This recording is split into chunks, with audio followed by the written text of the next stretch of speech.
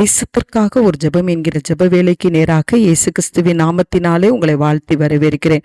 இன்றைய நாளிலும் உலக நாடெங்கும் அனுசரித்து வருகிற பெண்கள் தினமாய் இருப்பதினால என்னோடு கூட சேர்ந்து ஜெபிக்கிற ஒவ்வொரு சகோதரிகளுக்கும் கர்த்தராகிய இயேசு கிறிஸ்துவின் நாமத்தினாலே பெண்கள் தின நல்வாழ்த்துக்களை தெரிவித்துக் கொள்கிறேன்.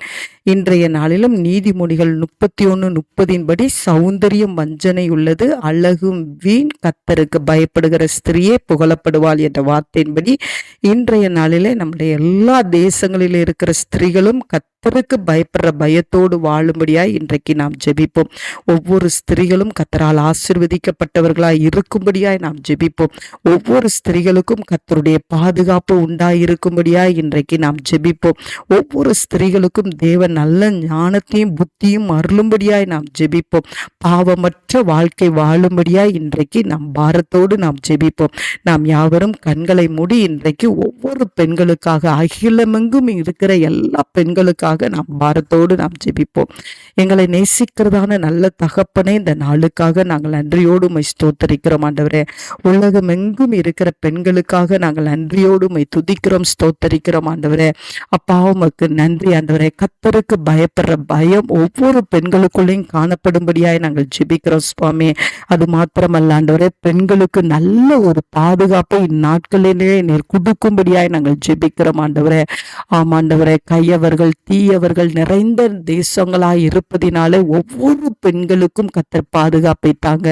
ஒவ்வொரு பெண்களும் ஆசீர்வதிக்கப்படட்டும் ஆண்டவரே. ஒவ்வொரு பெண்களின் கண்ணீரையும் கர்த்தர் துடைத்தருளும்படியாய் நாங்கள் ஜெபிக்கிறேன்.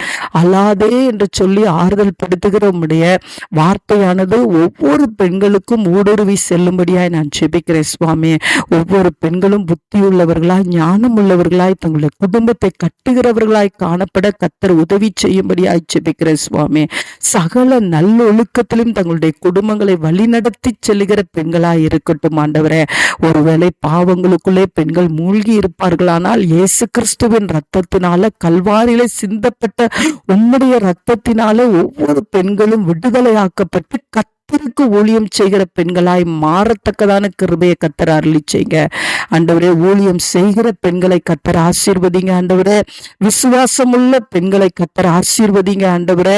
அப்பா உமக்கு நாங்கள் நன்றியோடு உம்மை துதிக்கிறோம் சுவாமி. ஆண்டவரே அப்பா, அநாதைகளாய் ஆண்டவரே, விதவைகளாய், கைவிடப்பட்டவர்களாய் இருக்கிற பெண்களுக்காக பாரத்தோடு ஜெபிக்கிறோம் சுவாமி.